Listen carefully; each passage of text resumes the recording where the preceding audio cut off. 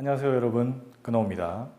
이번 시간에 공개해드릴 비밀노트의 주제는 확률과 통계에 나오는 경우의 수 중에서 이웃 또는 이웃하지 않는 문제의 풀이법입니다. 내용을 먼저 보고 오겠습니다.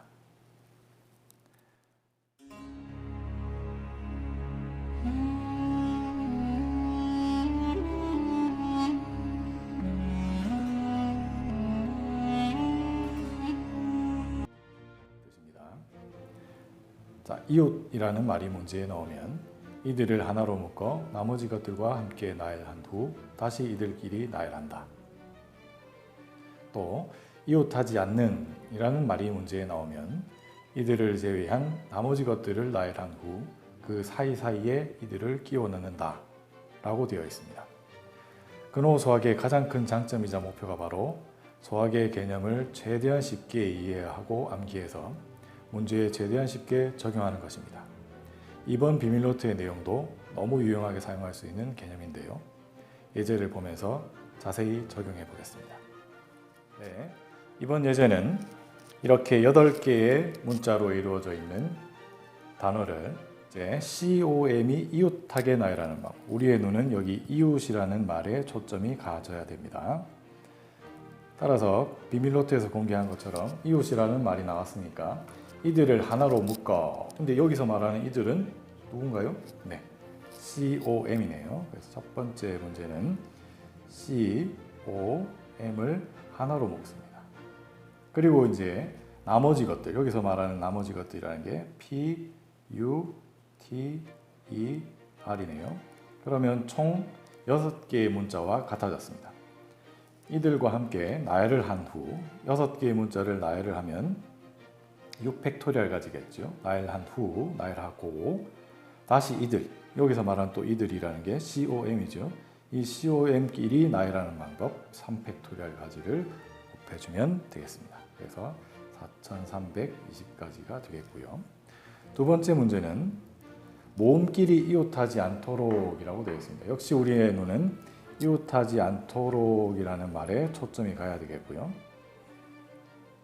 그리고 비밀노트에서 공개한 개념에 따라서 문제를 풀어보면 이들을 제외한 나머지 것들, 여기에서 말하는 이들이라는 게 바로 모음이 되겠습니다. 그래서 이 단어의 모음은 O, U, E 세 글자가 되겠네요.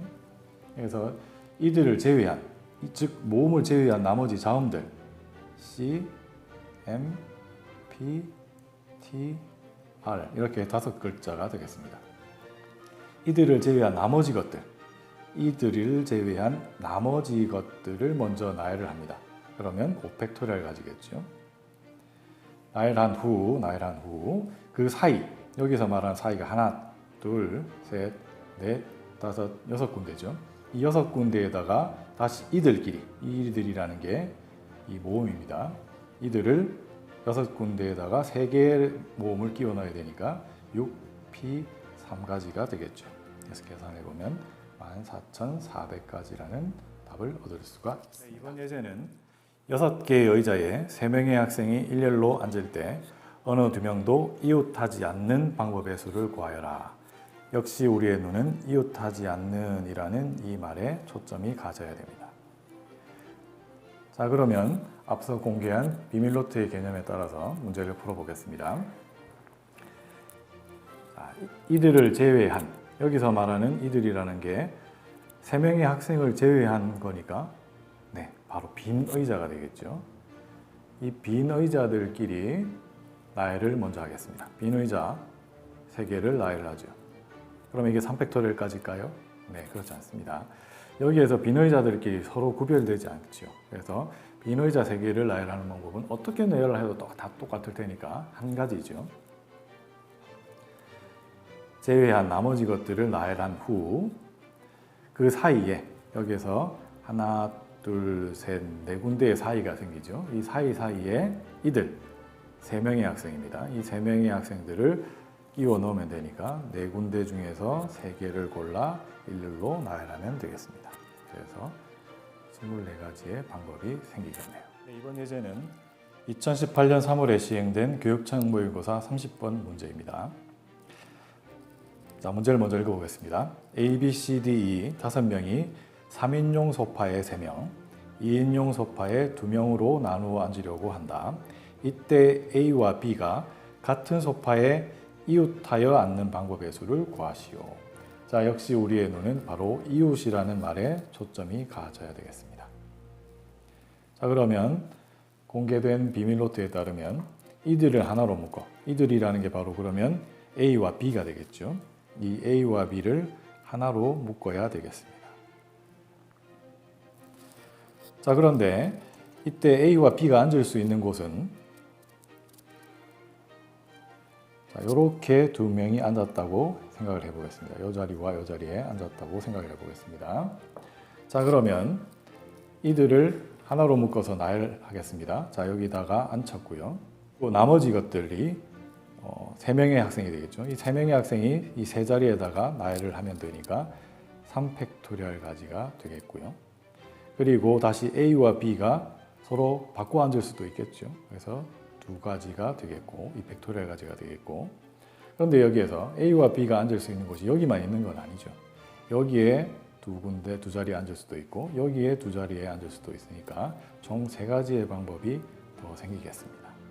따라서 총 36가지의 방법이 생기겠습니다. 이번 예제는 2012년 9월에 시행된 평가원 모의고사 6번 문제입니다.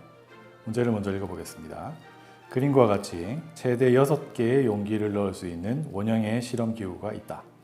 서로 다른 6개의 용기 A, B, C, D, E, F를 이 실험기구에 모두 넣을 때 A와 B가 이웃하게 되는 경우의 수는, 단 회전하여 일치하는 것은 같은 것으로 본다 라고 되어 있습니다. 자, 역시 우리의 눈은 이웃이라는 말에 초점이 가져야 됩니다. 자, 그러면 공개된 비밀 노트에 따르면 이들을 하나로 묶어, 여기에서 말하는 이들이라는 게 바로 이 A와 B가 되겠죠. 그래서 A와 B를 하나로 묶겠습니다. 그러면 이제 나머지 C, D, E, F 총 5개의 용기가 된 거나 마찬가지가 되죠. 이들을 이 실험기구에 끼워 넣겠습니다. 그런데 문제에서 회전하여 일치하는 것은 같은 것으로 본다라고 되어 있습니다. 이 부분이 의미하는 게 무엇인가요? 네, 맞습니다. 잘 아시네요. 바로 원순열이라는 뜻이죠. 원 모양의 용기에다가, 실험기구에다가 용기를 나열하는 거니까 원순열이 되겠죠. 그래서 결국은 이 5개의 용기를 나열하는 방법은 5-1 팩토리얼 가지가 되겠습니다. 그리고 공개된 비밀 노트에 따르면 다시 이들끼리, 여기서 말하는 이들이라는 게 A와 B가 되겠죠. 자, 이들끼리 나열하는 방법은 2 팩토리얼 가지가 되겠습니다. 그래서 계산해 보면 총 48가지라는 답을 쉽게 얻어낼 수가 있습니다. 네, 이번 예제는 2013년 7월 교육청 모의고사 17번 문제입니다. 먼저 문제를 읽어보겠습니다. 그림과 같이 15개의 자리가 있는 일자형 놀이기구에 5명이 타려고 할 때 5명이 어느 누구와도 이웃하지 않게 탈 확률은? 자, 이 이웃과 이웃하지 않는 확률 문제까지도 다 확장이 되는 거겠죠. 우리의 눈은 역시 이웃하지 않게라는 말에 초점이 가져야 되겠습니다. 자, 그러면 이제 하나씩 해결해 보도록 하죠. 이웃하지 않는 이라는 말이 나오면 이들을 제외한 나머지 것들을 나열하고, 자, 이 문제에서 말하는 이들이라는 건 5명이죠. 이 5명을 제외한 나머지 것들은 그럼 뭐가 될까요? 네, 바로 빈 의자입니다.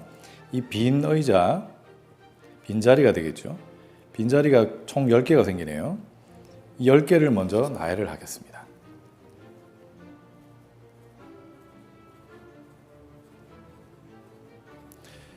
자, 근데 이 빈의자, 빈자리 10개를 나열하는 방법은 한 가지겠죠. 당연히. 한 가지고요. 그리고 그 사이사이에, 여기서 사이가 하나, 둘, 셋, 넷, 다섯, 여섯, 일곱, 여덟, 아홉, 열, 11군데가 생기네요. 이 11군데의 사이사이에 이들, 여기에서는 5명이 됩니다. 5명을 끼워 넣으면 되니까 총 11개의 자리 중에서 5개를 선택해 나열하는 방법이 되겠고요.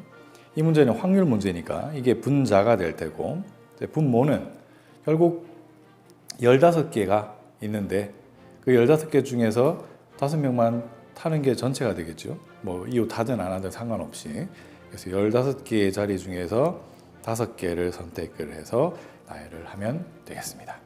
그래서 이걸 계산해 보면 13분의 2라는 값을 쉽게 얻어낼 수가 있습니다. 어떠신가요?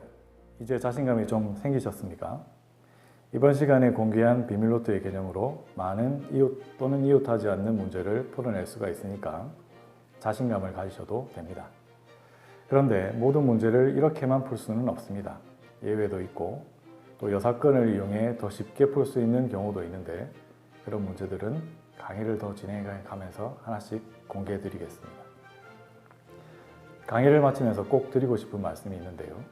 그건 이해했다고 해서 문제를 풀 수 있다고 착각하면 안 됩니다. 이해하는 것과 풀 수 있는 것은 차원이 다릅니다. 머리가 아닌 가슴으로 공부를 하셔야 합니다. 다시 비밀노트를 이용해 복습을 하시면서 이 문제는 왜 이 개념을 이용해야 하는지, 또 이 부분은 왜 이렇게 푸는지에 대해 스스로를 이해시켜 자기 것으로 만드는 과정이 없으면 실제 시험에서 적용하는 것은 요원할 것입니다.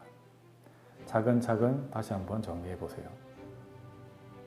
저 근호는 다음 비밀노트의 내용으로 다시 돌아오겠습니다. 여러분, 사랑합니다.